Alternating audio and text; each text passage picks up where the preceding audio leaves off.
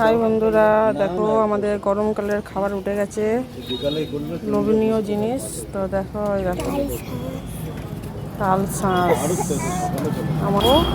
আমাদের অর্ডার দিয়ে দিয়েছি। দেখো তাল শাঁস দেখো সব কাটা হয়েছে, বলে দাঁড়িয়ে আছে সবাই। দিকে বেরিয়ে গেছি ঘুরতে, তার মধ্যে নিয়ে যাচ্ছি খাবো বাইরে। দেখো আমাদের দেখো প্যাকিং হয়ে গেল,